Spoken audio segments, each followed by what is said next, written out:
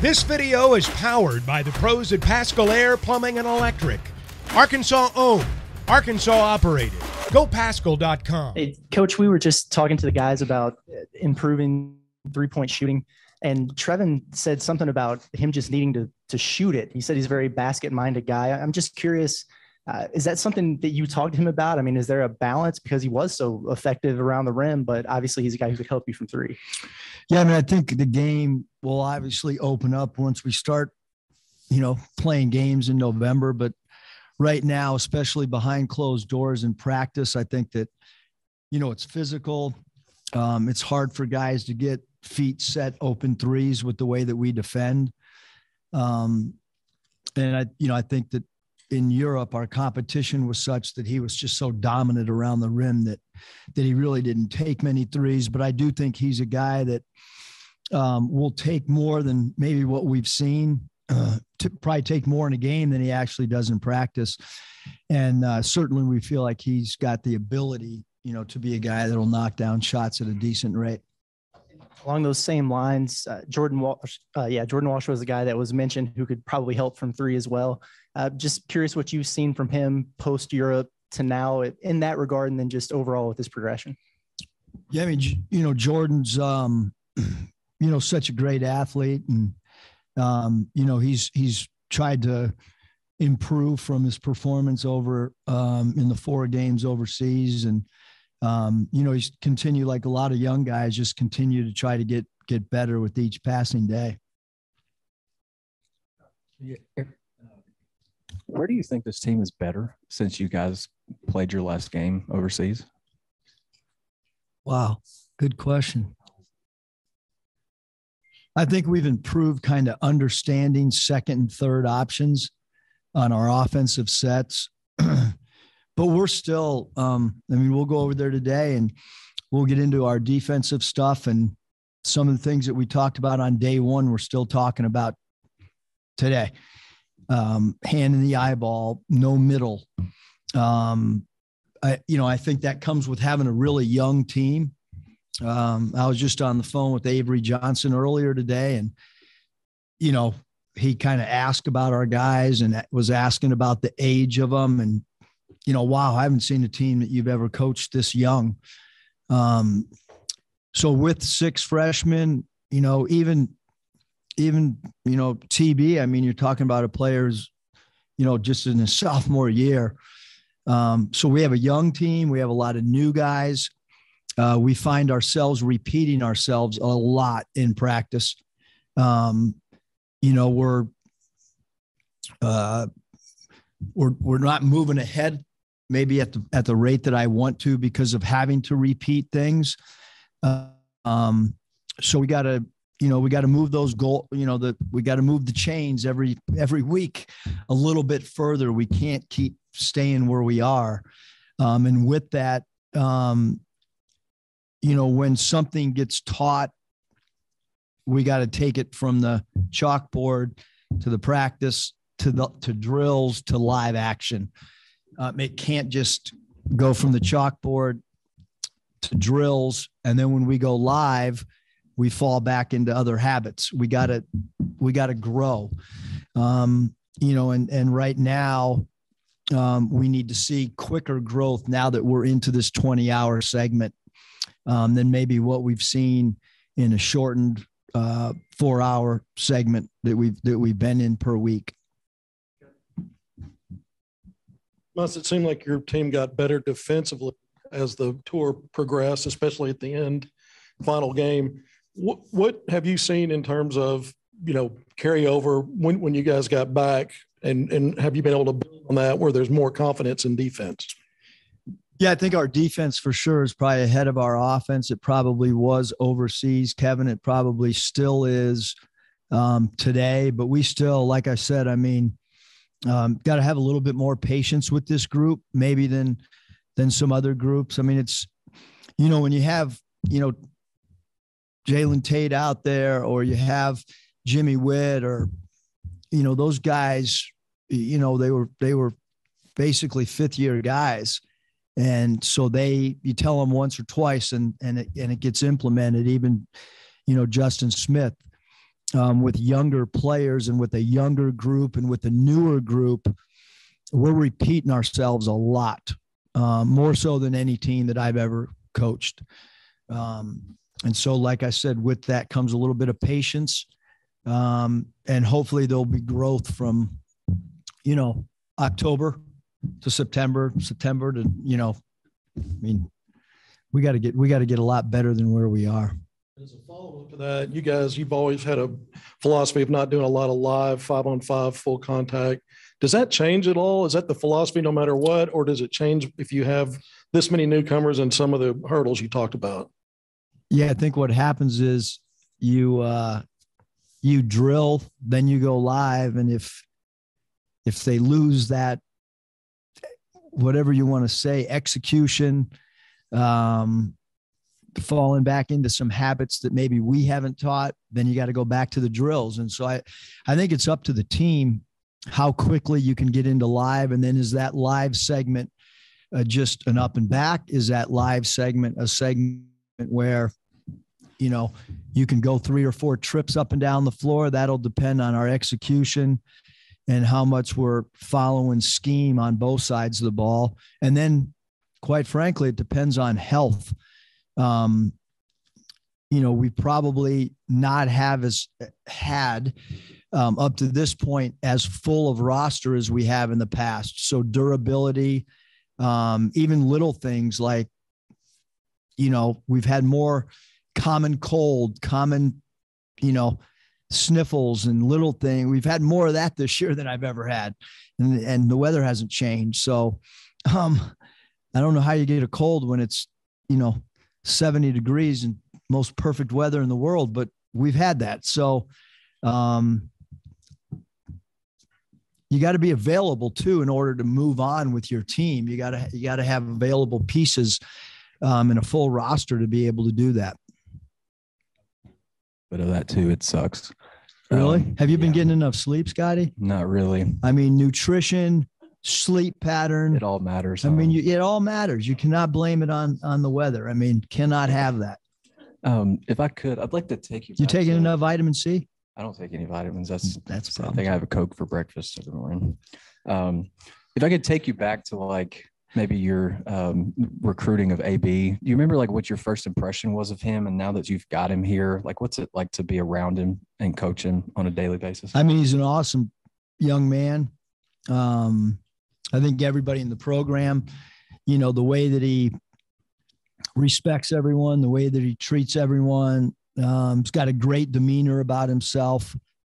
You can often sit back and watch how a player treats a graduate assistant coach, a trainer, a strength coach, an equipment manager, an assistant equipment manager, an assistant trainer. He's just got a great disposition about himself. I think, that we as a coaching staff, probably need to be even harder on him. I think sometimes he's so likable that he can get, it's a little more problematic to get on him when he might need us to, based on he's just an easy guy to want to be around. But the whole recruiting process with him and his mom and Coach Peavy and his brother, it was about as easy recruiting. And when I say easy, not that it wasn't extremely competitive with other programs, but easy in the fact that it's really fun and easy to recruit someone that you enjoy being around, their inner circle and their family. And certainly we felt that way from the beginning, dealing with Anthony and his family. Earlier, and he likened Kamani to Dennis Rodman in terms of the way he plays and rebounds. Just what do you think of that comparison? Is that something you see? Wow. Dennis Rodman was pretty good and pretty consistent. Who did that? TB compared him? Okay. It's a great compliment. I think that when you look at Kamani's numbers overseas and you look at his rebounding, in practice, he's a incredible offensive rebounder. And I think the next progression for Kamani is to defensive rebound at the same rate rebounds offensively because he's got an incredible innate ability to go chase down offensive boards. And his offensive rebound rate is at an incredible high rate. Defensive rebounding is an area, like I said, that he can strive to become better as a defensive rebounder, become a well-rounded rebounder at both ends. But his free throws attempt per touch and his offensive rebound rate is at a really, really high level. Learn a lot of patience, working with these younger players. Just how does your staff help with that, and how do they do with some of these young guys? I mean, staff's great. Obviously, Keith Smart's probably one of the most patient men that I've ever been around. So he helps a lot. Gus has a great demeanor and kind of a California laid back approach. So I think those two guys in particular, and then Coach Ruta's, as a younger guy, I think the only one that's not really patient is probably me. Yeah, that's what I was going to ask. You have many virtues. I don't know if patience is one of them. It's not one. How are you handling having such a young team? Because you've been doing this a long time. I mean, my wife reminds me walking out the door each day that at practice you're going to see some turnovers, and to become patient. And that the last few years of doing this, that our teams have always gotten better, and to keep that in mind. And then, like I said, I mean, I think that, we have a staff text thread that we're in, and Coach Smart does a good job of putting things in perspective. So you by yourself during practice, you maybe want to unload on somebody. You're thinking, okay, count to 3 or something. And I usually just go talk to Dave Rich, our strength coach at that point. That's my outlet right now, is to go find out what those jackets they wear, how many miles we're putting, or I'll try to get my mind off of, because the free throws or the 3-point percentage and the turnovers are problematic, and so is just the repeating of the same thing over and over. And but we'll get better. I mean, we just got to keep repeating. After Europe, a lot of that was probably the newness of the roster. Even older guys are new. How do you think you're going to progress with that? And who else do you see helping with the 3-point shoot, helping Nick with that? Yeah, I mean, I think just overall from 3-point, it's got to be a group attack on that.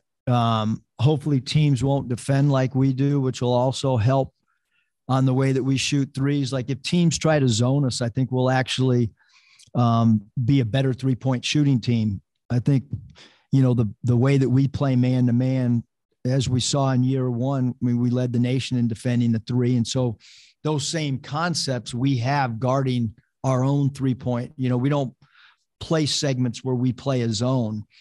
So naturally when somebody plays a zone, I think we get our feet set more. And that's proven over time that sometimes we improve our percentage against a team that doesn't defend like we do. So hopefully that'll help as well. Was there a first part to that question? I guess just, as time goes on, you just feel good, especially with the turnovers. As the guys get more used to playing with each other, the turnovers, that'll kind of solve itself, I hope so. But, I think the one thing that just younger players, whether you've only played 1 year in college or whether you've just played 2 years in college or whether you're coming from high school, valuing the ball and understanding how many close games and how each possession matters. I mean, that's something that we're learning now, and we have a lot of growth in that area. So we're trying to play a little bit more situational basketball. Meaning we create a mojo moment and put up on the clock 13 seconds down 2. How are we going to react? And then we go live on that. Because we do have to, just as, probably every team in the country's got to get better at late situation basketball. You've talked to us before about how important it is to get things on film and use it to coach them up. Have you already noticed any tangible benefits of that so far? And is it even more important this year with having all the young guys you've talked about? Yeah, I think, like film work there's a lot of factors to that, Hutch. I mean, there's, you take how many guys are, because we put it all on a system called Huddle for them. And so one, they can log in themselves and watch it, which if you really care about your game, you're probably logging on to Huddle. The cool thing is in our Huddle system, we know who logs in and who doesn't. And so there's got to be great growth in your own login to Huddle, to invest in your career, watch your, how your game is being played. And then there's individual film with assistant coaches. And then there's, the film that we do as a group. So there's a bunch of different components to watching film. And, some guys are ahead of other guys watching film, investing in themselves. And some guys will text questions. Hey, this happened in practice. How do you want, and then there's other guys that there's no text exchange on it. So, but I think what they'll start finding out is the importance of film now that we're in this new segment of time. Cause in reality, we really only had true film off the, the 4 games overseas, and that gets a little old. And you mentioned availability earlier. Is there anybody that's maybe limited or banged up or otherwise limited throughout as you begin practice? Yeah. I mean, I think like right now, because we don't know when our first game is because Coach Ruta's still doing whatever. But whenever, we're going to play sometime early November, we would assume. And so to talk about availability, injury, sickness is, to me, it's kind of us behind closed doors and not really, we have no significant injuries, so to speak of, Hutch. So it's, I'll just keep that to myself, I guess. When I have to give the injury report, we'll give it out in November. Practice, and you got more time, you got more hours. What's something that you want to focus in today on the first day of full practice? A lot of the same stuff that we've been focusing on. I mean, I would say, I don't know how the players, when they were in here, I don't know I don't really feel any heightened awareness or anything because we've been practicing, it's now we're able to go longer but I don't really feel any difference, especially because we were in that 10 practices leading up to the European tour where we got some good time frame in, and we're still, that first game still a ways away. So we just got to get better in all facets, not just one area. You guys have been so good getting to the free throw line, not only attempts, but conversion percentages in your seasons. But overseas, it seemed like the opposition had the edge there. Whereas you guys still attack the basket at a high percentage. What was that? Was it officiating? Is there something you guys are working on now? Looking back on that, it's a big part of your offensive production.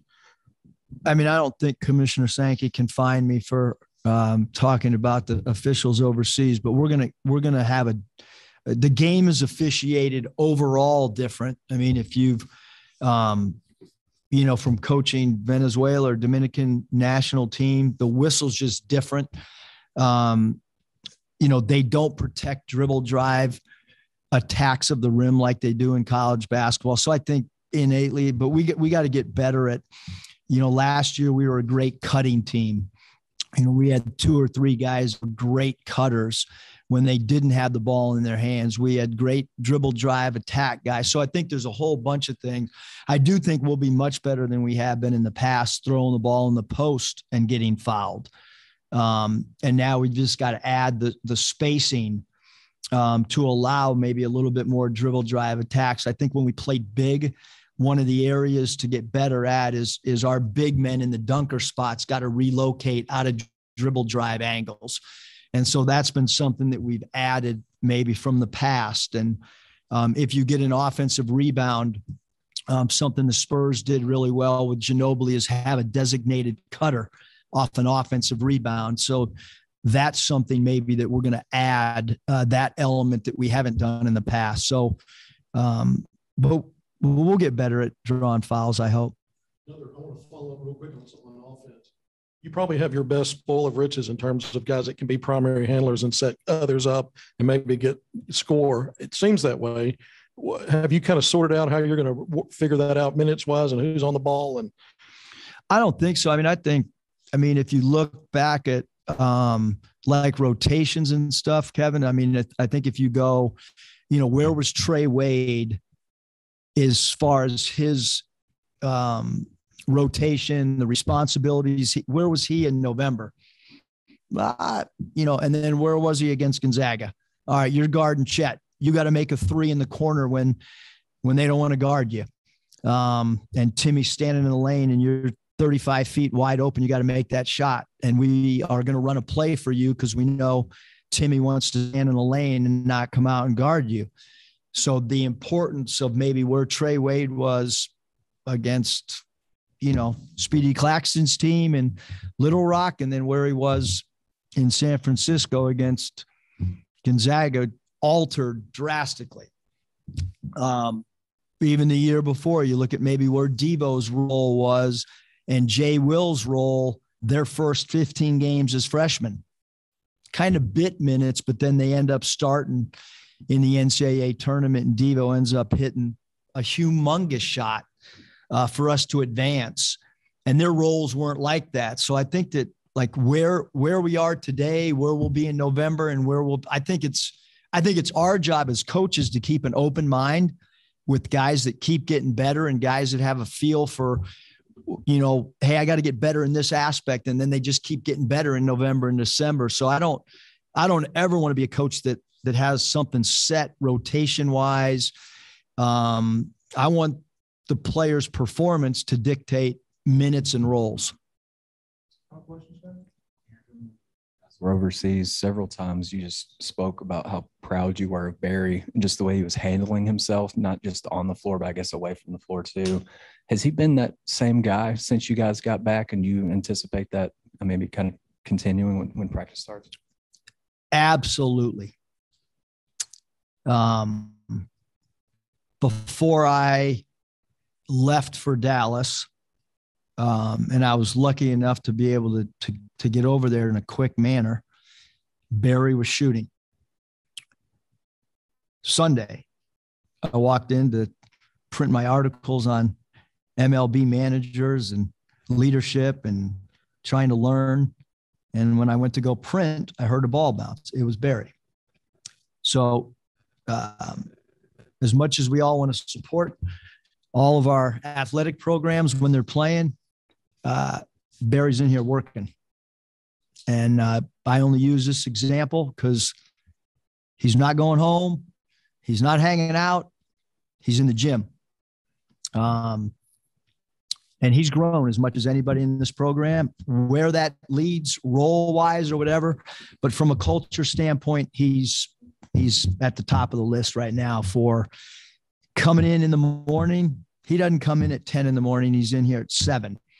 And so his will to do the right thing, his will and his focus to get better, probably can't have any more focus and desire, and then following through with thoughts on how to get better. He's been awesome. BetOnline is the fastest and easiest way to wager on all your favorite sports, contests, and events with first-to-market odds and lines. Find reviews and news for every league, including Major League Baseball, NFL, NBA, NHL, combat sports, esports, and even golf. BetOnline continues to be the top online resource for all your sports information, from live in-game betting, props, and futures. Head to BetOnline today or use your mobile device to join today and make your first sports bet. Use our promo code BELIEVE50 to receive your 50% welcome bonus on your first deposit. That's BELIEVE, BLEAV